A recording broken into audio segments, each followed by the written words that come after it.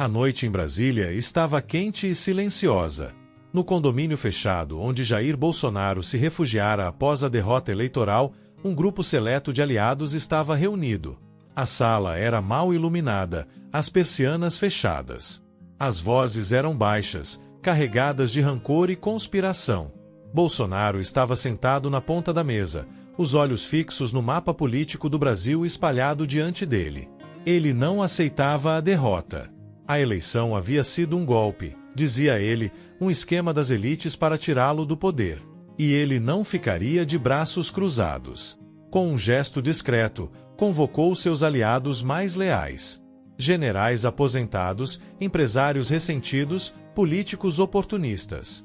Todos estavam ali por um motivo: planejar o retorno ao poder a qualquer custo. Entre os presentes, um general de postura rígida tomou a palavra. Sua voz era fria, meticulosa. Temos opções: protestos coordenados, sabotagem econômica, enfraquecimento institucional. Mas há algo mais direto, mais definitivo. O silêncio pesou sobre a sala. Bolsonaro franziu a testa. Definitivo como? Perguntou, sua voz carregada de desconfiança. O general pousou as mãos sobre a mesa. Eliminação. Lula não pode completar esse mandato. A sala gelou. Alguns presentes desviaram o olhar, enquanto outros assentiram lentamente. Bolsonaro não respondeu de imediato. Ele sabia que esse caminho era perigoso. Mas o desejo de vingança queimava dentro dele. No dia seguinte, um pequeno grupo de militares ativos e da reserva se reuniu em um sítio afastado no interior de Goiás. Era ali que o plano tomaria forma. Esboçaram estratégias, calcularam riscos. Falavam de infiltração, desestabilização e de uma ação cirúrgica. O plano ainda era embrionário, mas a convicção crescia a cada reunião. Enquanto isso, nos bastidores da política, a equipe de Lula começava a perceber movimentações estranhas. Relatórios da inteligência apontavam encontros secretos, movimentações suspeitas de dinheiro, uma rede de comunicação clandestina. Mas ninguém conseguia ligar os pontos ainda. Bolsonaro seguia impaciente. Ele queria ação. Queria ver os frutos de sua resistência.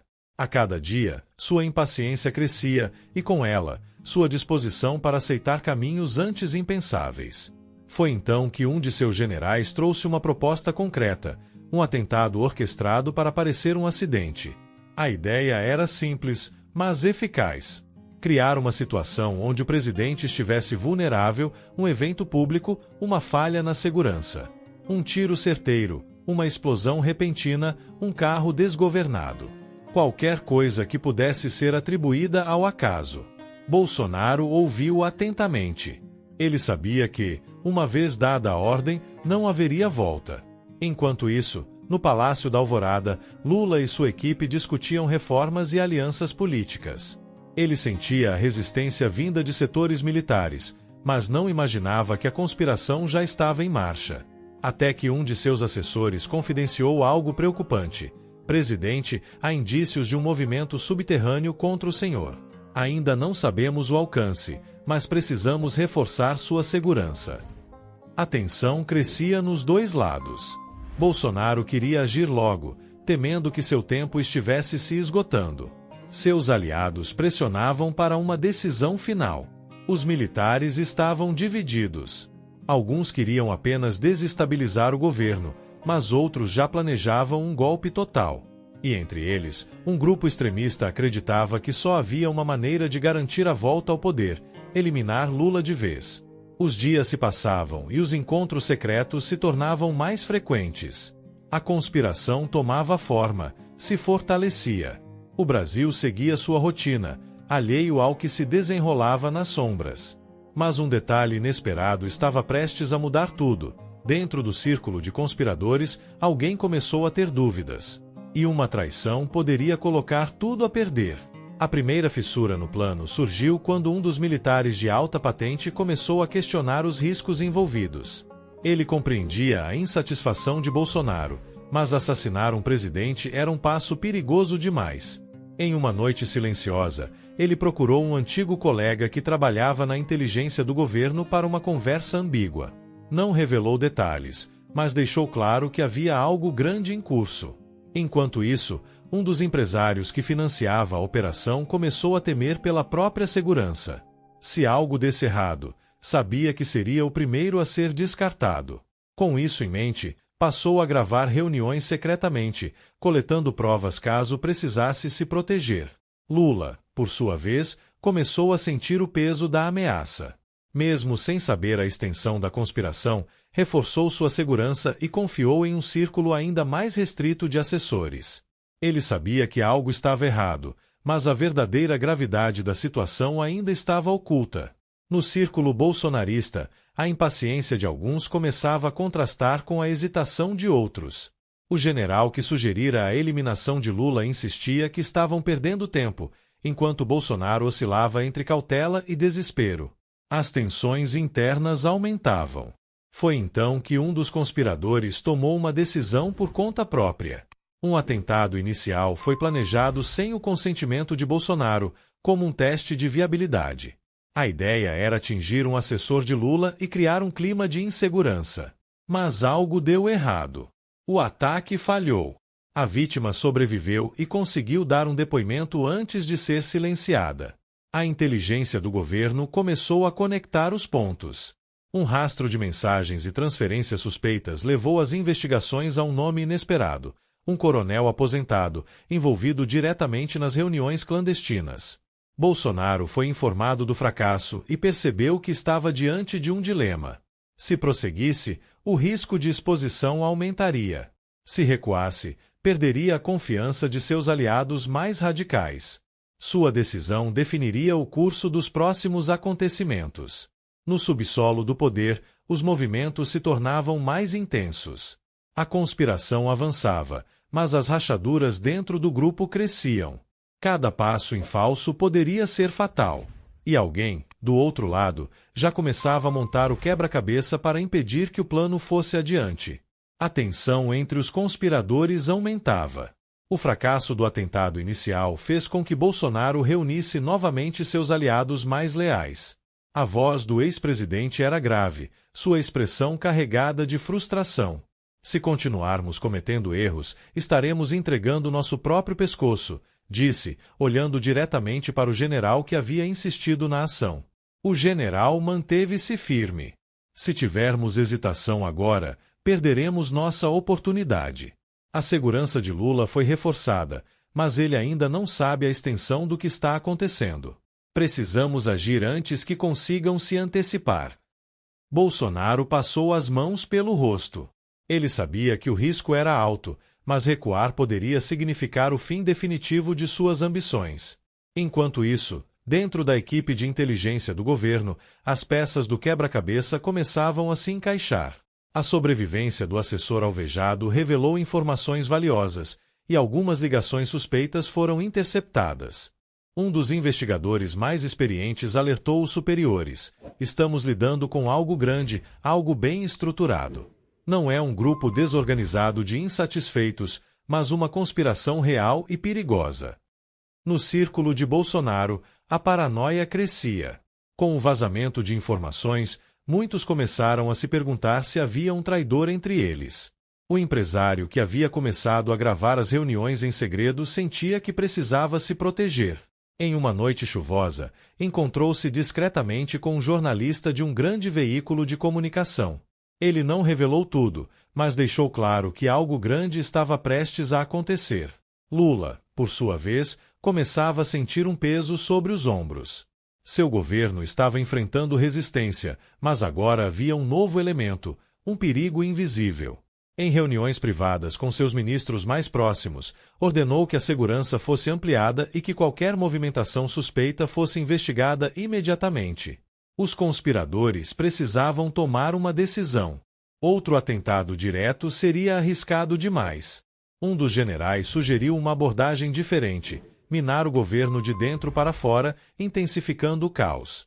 Se fizermos a população acreditar que o país está fora de controle, podemos instigar uma intervenção. Não precisaremos eliminar Lula diretamente. Podemos derrubá-lo pela instabilidade. A estratégia mudou. Protestos foram organizados em várias partes do país. Pequenos grupos de agitadores foram infiltrados em manifestações para gerar violência. Notícias falsas foram espalhadas, criando um ambiente de desconfiança e medo. A intenção era clara: criar um cenário onde uma resposta militar parecesse inevitável. Nos bastidores, a equipe de inteligência monitorava cada movimento. Lula recebeu um relatório alarmante. Há um padrão nos protestos, uma coordenação oculta. Não são espontâneos. Estão tentando fabricar uma crise. O presidente respirou fundo. Ele sabia que precisava agir antes que fosse tarde demais. A contraofensiva começou. A segurança foi redobrada nos palácios e ministérios. A polícia foi orientada a identificar e neutralizar infiltrados. Agentes do governo intensificaram as investigações sobre os financiadores da desestabilização. Lentamente, a rede dos conspiradores começava a ser exposta. No círculo de Bolsonaro, o cerco se fechava. Alguns aliados começaram a se distanciar, percebendo que o plano estava desmoronando. O empresário que havia gravado as reuniões viu sua chance e entregou parte das provas para um jornalista. No dia seguinte, a primeira grande reportagem sobre a conspiração foi ao ar. A notícia se espalhou como fogo em mato seco. O país ficou em choque. A possibilidade de um golpe em andamento fez com que as instituições se mobilizassem. O exército, pressionado, emitiu um comunicado oficial afirmando seu compromisso com a democracia. Dentro do grupo conspirador, o pânico se instalou. Bolsonaro sabia que estavam perto de serem expostos. Precisava decidir rapidamente, resistir até o fim ou fugir antes que fosse tarde demais. Seus aliados estavam divididos. Alguns ainda queriam insistir, outros começaram a procurar saídas discretas para não serem pegos. Mas enquanto as decisões eram tomadas nas sombras, um novo elemento entrou em cena. Um dos generais mais influentes, percebendo que a conspiração havia sido descoberta, resolveu agir por conta própria. Ele não queria apenas derrubar Lula. Ele queria assumir o controle total da situação. E sua decisão mudaria os rumos dessa história para sempre. A conspiração estava à beira do colapso. Com a exposição da trama nos jornais, os conspiradores se viram diante de um dilema mortal. Muitos começaram a abandonar o barco, temendo serem presos ou expostos publicamente. Mas o general que decidirá agir por conta própria não recuaria. Para ele, a situação só poderia ser resolvida com uma ação drástica e imediata. Ele reuniu um pequeno grupo de oficiais dispostos a segui-lo até o fim. Já perdemos o elemento surpresa. Agora, só há uma saída: agir antes que nos alcancem, declarou, enquanto seus homens escutavam em silêncio. Ele ordenou que uma última cartada fosse colocada em prática. Lula precisava ser removido a qualquer custo. Enquanto isso, no Palácio da Alvorada, Lula estava inquieto. A cada hora que passava, novas informações chegavam. O nome do general rebelde já havia sido identificado, mas o paradeiro dele ainda era incerto. Se ele não foi capturado, significa que ainda está em movimento, disse um assessor. A tensão era palpável. O tempo estava se esgotando. A segurança do presidente foi reforçada. Helicópteros patrulhavam Brasília, forças especiais foram mobilizadas e rotas alternativas foram planejadas. Lula evitava qualquer evento público, mantendo apenas encontros sigilosos com seus aliados mais próximos. Mas ele sabia que essa situação não poderia durar para sempre. Na madrugada seguinte, um oficial da inteligência bateu à porta do gabinete presidencial. Temos informações sobre um possível ataque. Algo grande. Estão planejando fazer isso em um deslocamento. O rosto de Lula endureceu. Quando? O oficial hesitou. Pode ser hoje. Ou amanhã. Mas estão prontos. A notícia se espalhou pelo alto escalão do governo. Um plano de contra-ataque foi colocado em andamento. Se os conspiradores acreditavam que ainda estavam no controle, seriam surpreendidos. Um grupo de elite foi enviado para localizar e capturar o general rebelde e seus comparsas antes que pudessem agir. Mas o general já havia preparado sua cartada final. Ele pretendia explodir um comboio presidencial falso, enviando uma mensagem clara: o governo não estava seguro. A ação seria um divisor de águas. Se desse certo, poderia mergulhar o país no caos, forçando uma intervenção militar. Se falhasse, selaria seu destino. O momento decisivo chegou. Um comboio deixou o Palácio do Planalto, seguindo uma rota previamente divulgada. Mas o que os conspiradores não sabiam era que era um engodo. A verdadeira movimentação do presidente acontecia em outro veículo, em outra direção. Quando os explosivos foram detonados, o país tremeu. A explosão foi ouvida em vários bairros de Brasília. Em questão de minutos, a mídia cobriu o atentado. O general rebelde acreditava que havia vencido. Mas a alegria durou pouco. Pouco depois da explosão, surgiram imagens ao vivo de Lula, ileso, discursando na TV. Tentaram nos calar. Tentaram tomar o que nos pertence. Mas falharam. E continuarão falhando. O golpe havia fracassado. O cerco se fechou sobre os últimos conspiradores. O general rebelde foi localizado em um esconderijo, mas resistiu. Ele sabia que não tinha mais saída. Ao ser cercado, preferiu enfrentar seus perseguidores em um tiroteio intenso, recusando-se a ser capturado vivo. Com sua morte, a conspiração desmoronou de vez. Muitos dos envolvidos foram presos e outros fugiram para o exterior. Bolsonaro, isolado e sem aliados, percebeu que era questão de tempo até que chegassem até ele. O ex-presidente ainda tinha cartas para jogar, mas agora o tabuleiro não era mais o mesmo. Ele precisava decidir, lutar até o último fôlego ou desaparecer antes que fosse tarde demais. Bolsonaro olhava para o telefone sobre a mesa. As últimas notícias confirmavam a morte do general rebelde e a prisão de diversos aliados. O golpe fracassara, mas ele ainda não estava disposto a desistir. Pegou o celular e discou um número seguro. Ainda temos uma chance, disse em voz baixa. Do outro lado da linha, um antigo aliado do setor de inteligência ouviu em silêncio. A segurança de Lula está mais forte do que nunca. Se tentarmos algo agora, seremos esmagados. Bolsonaro franziu a testa. Não estou falando de violência. Precisamos de outra abordagem. Nos bastidores, um novo plano começou a ser elaborado. A ideia agora era desacreditar o governo de dentro para fora. Notícias falsas seriam plantadas em redes sociais, criando desconfiança e instabilidade. Políticos da oposição foram acionados para aumentar a pressão no Congresso, enquanto aliados empresariais orquestravam uma crise econômica artificial. Enquanto isso, Lula se reunia com seus principais ministros. O atentado fracassado provava que ainda havia ameaças no horizonte. Não podemos nos dar ao luxo de relaxar, alertou um dos generais de confiança. Precisamos agir antes que eles tenham outra chance. A equipe de inteligência do governo ampliou suas operações. Monitoramentos revelaram uma crescente disseminação de desinformação. Lula sabia que precisava de uma resposta estratégica. Em cadeia nacional, fez um pronunciamento direto à população. O Brasil enfrentou tempos sombrios e venceu. Agora, precisamos permanecer vigilantes. Nossa democracia não será abalada. A fala do presidente fortaleceu sua base de apoio, mas os conspiradores não recuaram. Um dos financiadores da trama organizou uma reunião em uma mansão afastada de Brasília. Se não podemos derrubá-lo pela força, destruiremos sua credibilidade. Os planos incluíam a fabricação de escândalos, acusações falsas e a manipulação da mídia. A contraofensiva do governo foi rápida. Investigadores rastrearam transações financeiras suspeitas e ligações entre empresários e grupos extremistas. Em uma operação surpresa, agentes federais prenderam um dos mentores da campanha de desinformação. Documentos apreendidos revelaram conexões diretas com Bolsonaro.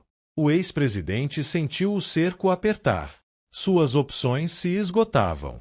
Fugir era uma possibilidade, mas para onde? Seus aliados internacionais hesitavam em oferecer refúgio.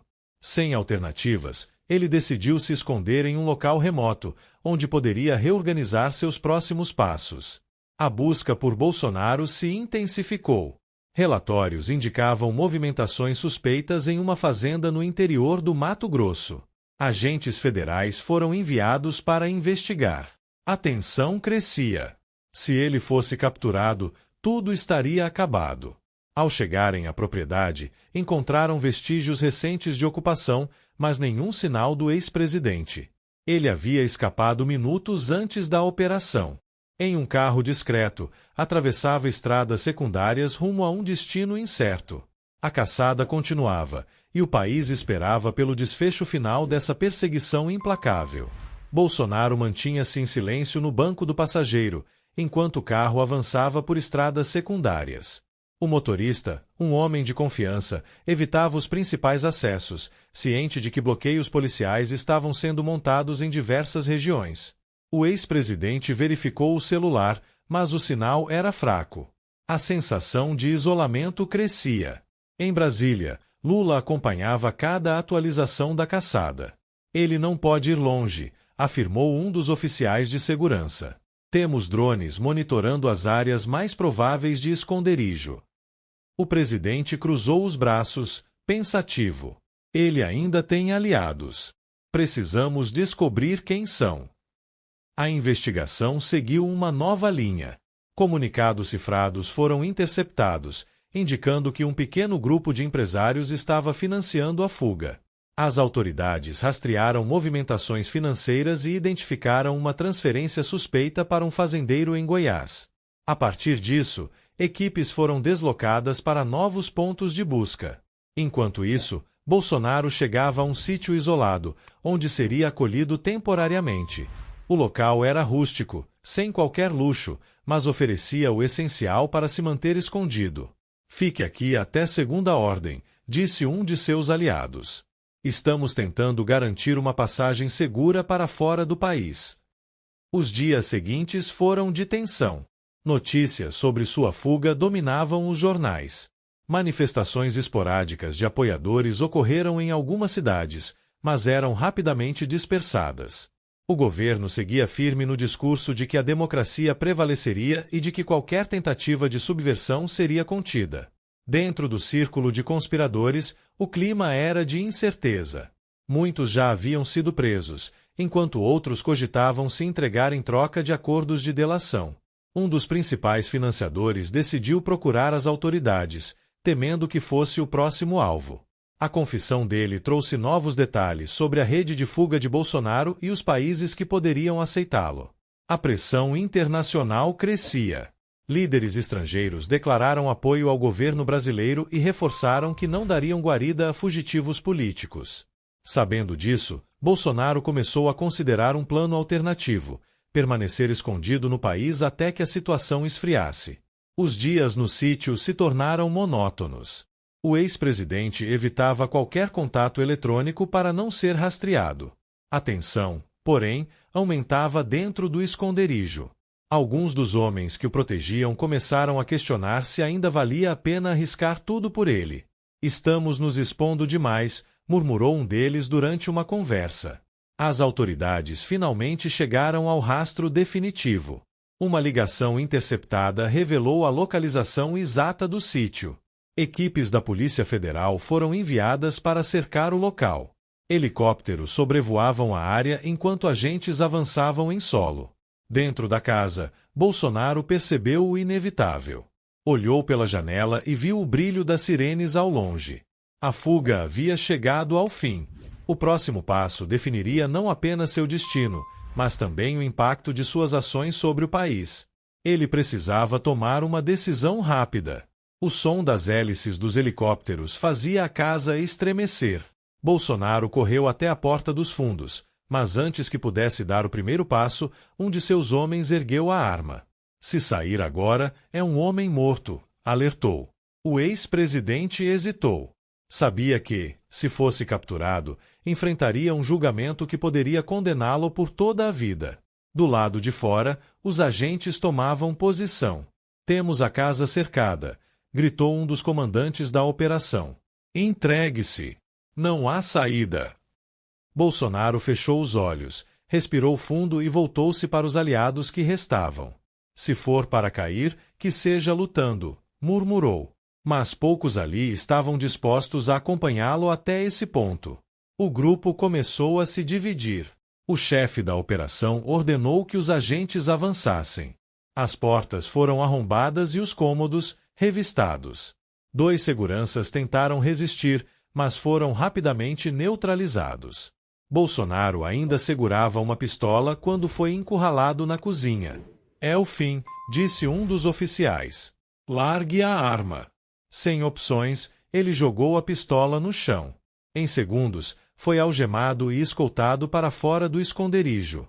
O Brasil inteiro assistiu ao vivo à sua prisão. A imagem do ex-presidente sendo colocado na viatura da Polícia Federal se tornou um símbolo do desfecho da conspiração. Enquanto era levado para Brasília, os últimos conspiradores eram identificados e presos. Empresários, militares e políticos que financiaram ou facilitaram sua fuga enfrentavam acusações severas. Nos bastidores, algumas lideranças da oposição tentavam se distanciar do golpe fracassado, temendo represálias. No Palácio do Planalto, Lula recebeu a notícia com alívio, mas também com cautela. Isso não acaba aqui, alertou um assessor. Os resquícios dessa conspiração ainda existem. O presidente assentiu. Precisamos garantir que essa ferida seja fechada de uma vez por todas. As primeiras audiências de Bolsonaro na Justiça foram acompanhadas com grande expectativa. Seus advogados tentaram argumentar que ele era vítima de perseguição política, mas as provas eram esmagadoras. Depoimentos de antigos aliados confirmavam seu envolvimento direto na tentativa de subversão do governo. A tensão no país ainda não havia se dissipado. Pequenos protestos eclodiram em algumas cidades, organizados por apoiadores radicais. Mas sem liderança e sem estrutura, o movimento foi se enfraquecendo com o tempo. A maioria dos brasileiros queria seguir em frente, deixando para trás a crise que quase mergulhou o país no caos. O julgamento foi longo e acompanhado por milhões de pessoas. Quando o veredicto final foi anunciado, o país prendeu a respiração. Bolsonaro foi condenado por crimes contra a democracia. A sentença era severa. Ele seria levado para um presídio de segurança máxima. No dia da transferência, a segurança foi reforçada. Helicópteros militares escoltaram o comboio que levava o ex-presidente até o presídio. Enquanto observava o horizonte pela pequena janela do veículo, Bolsonaro compreendeu que sua era havia chegado ao fim. O plano de retomar o poder falhara.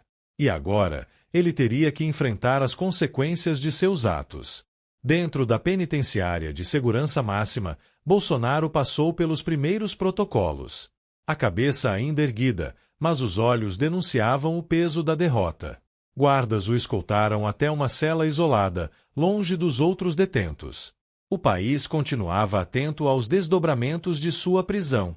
No Palácio do Planalto, Lula convocou uma reunião emergencial com os ministros da Justiça e Defesa. Precisamos garantir que não haja novas tentativas de desestabilização, afirmou. Relatórios de inteligência indicavam que grupos radicais ainda estavam ativos, fomentando ataques contra instituições e jornalistas. Enquanto isso, dentro da prisão, Bolsonaro recebeu uma visita inesperada. Um advogado de confiança entregou um bilhete com uma única frase: "Ainda há aliados lá fora". Ele leu atentamente, depois queimou o papel. Mesmo atrás das grades, sabia que seu nome ainda inspirava lealdade entre alguns apoiadores dispostos a agir. Do lado de fora, um movimento subterrâneo começou a se organizar. Pequenos grupos de ex-militares e civis armados iniciaram reuniões secretas. "Não podemos deixar nosso líder apodrecer na prisão", dizia um dos organizadores. A ideia de uma fuga começou a ser cogitada, mas seria extremamente arriscada. As autoridades monitoravam qualquer sinal de conspiração. Agentes infiltrados em grupos extremistas captavam mensagens codificadas, sugerindo algo grande por vir. Lula foi informado sobre os planos. "Eles vão tentar algo", alertou um assessor. "A questão é quando". Dentro da cela, Bolsonaro refletia. Fugir poderia ser um erro fatal, mas permanecer ali significava um destino selado. Na calada da noite, ele recebeu um segundo bilhete, desta vez mais específico: o túnel está quase pronto. Aguarde instruções. A ideia de uma rota subterrânea reacendeu sua esperança. A operação para tirá-lo dali começou a ganhar forma. Um grupo externo, financiado por empresários remanescentes da conspiração, planejou uma distração do lado de fora da penitenciária. Carros explodiriam em pontos estratégicos para desviar a atenção da segurança, enquanto Bolsonaro seria retirado por um túnel cavado a partir de uma área de manutenção desativada. O dia da tentativa de fuga chegou. Do lado de fora, explosões sincronizadas criaram o caos. Equipes de segurança correram para conter a ameaça, deixando a ala do ex-presidente com vigilância reduzida. O túnel estava pronto. Ele seguiu as instruções e começou a rastejar pelo estreito corredor subterrâneo. Mas algo deu errado. Agentes federais, que já estavam monitorando as movimentações suspeitas, reagiram rapidamente. Uma unidade de elite invadiu a área e interceptou a fuga antes que Bolsonaro pudesse emergir do outro lado. O túnel desmoronou parcialmente com a explosão de um dispositivo detonado pela polícia. Capturado novamente, agora sob vigilância máxima, Bolsonaro foi transferido para uma ala ainda mais isolada. A tentativa de fuga só agravou sua situação. O país assistia ao desfecho de mais uma tentativa desesperada de seus aliados. Agora, restava a dúvida: eles tentariam novamente ou finalmente aceitariam o fracasso? Dentro da penitenciária de segurança máxima, Bolsonaro passou pelos primeiros protocolos. A cabeça ainda erguida, mas os olhos denunciavam o peso da derrota.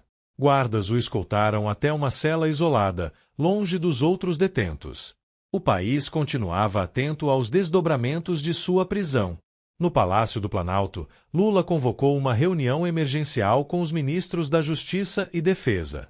Precisamos garantir que não haja novas tentativas de desestabilização, afirmou. Relatórios de inteligência indicavam que grupos radicais ainda estavam ativos, fomentando ataques contra instituições e jornalistas. Enquanto isso, dentro da prisão, Bolsonaro recebeu uma visita inesperada. Um advogado de confiança entregou um bilhete com uma única frase: "Ainda há aliados lá fora". Ele leu atentamente, depois queimou o papel. Mesmo atrás das grades, sabia que seu nome ainda inspirava lealdade entre alguns apoiadores dispostos a agir. Do lado de fora, um movimento subterrâneo começou a se organizar. Pequenos grupos de ex-militares e civis armados iniciaram reuniões secretas. "Não podemos deixar nosso líder apodrecer na prisão", dizia um dos organizadores. A ideia de uma fuga começou a ser cogitada, mas seria extremamente arriscada. As autoridades monitoravam qualquer sinal de conspiração. Agentes infiltrados em grupos extremistas captavam mensagens codificadas, sugerindo algo grande por vir. Lula foi informado sobre os planos. "Eles vão tentar algo", alertou um assessor. "A questão é quando". Dentro da cela, Bolsonaro refletia. Fugir poderia ser um erro fatal, mas permanecer ali significava um destino selado. Na calada da noite, ele recebeu um segundo bilhete, desta vez mais específico: "O túnel está quase pronto. Aguarde instruções". A ideia de uma rota subterrânea reacendeu sua esperança. A operação para tirá-lo dali começou a ganhar forma. Um grupo externo, financiado por empresários remanescentes da conspiração, planejou uma distração do lado de fora da penitenciária. Carros explodiriam em pontos estratégicos para desviar a atenção da segurança, enquanto Bolsonaro seria retirado por um túnel cavado a partir de uma área de manutenção desativada. O dia da tentativa de fuga chegou. Do lado de fora, explosões sincronizadas criaram o caos. Equipes de segurança correram para conter a ameaça, deixando a ala do ex-presidente com vigilância reduzida. O túnel estava pronto. Ele seguiu as instruções e começou a rastejar pelo estreito corredor subterrâneo. Mas algo deu errado. Agentes federais, que já estavam monitorando as movimentações suspeitas, reagiram rapidamente. Uma unidade de elite invadiu a área e interceptou a fuga antes que Bolsonaro pudesse emergir do outro lado. O túnel desmoronou parcialmente com a explosão de um dispositivo detonado pela polícia. Capturado novamente, agora sob vigilância máxima, Bolsonaro foi transferido para uma ala ainda mais isolada. A tentativa de fuga só agravou sua situação. O país assistia ao desfecho de mais uma tentativa desesperada de seus aliados. Agora, restava a dúvida: eles tentariam novamente ou finalmente aceitariam o fracasso? A tensão no presídio aumentava. Bolsonaro agora só tinha contato com seus advogados e uma escolta reduzida, mas sabia que qualquer informação poderia ser sua última chance. Ele passou a enviar mensagens cifradas para seus poucos aliados ainda soltos, utilizando palavras-chave combinadas anteriormente. Enquanto isso, um núcleo mais radical dentro do movimento conspirador começava a agir. Pequenos atentados simbólicos contra instituições federais foram registrados em um esforço para demonstrar força. O governo agiu com rapidez, decretando estado de alerta máximo e reforçando a segurança nas principais capitais. A imprensa noticiava a escalada da violência, e o cerco sobre os extremistas se fechava. Mandados de prisão foram expedidos, resultando na captura de algumas figuras-chave.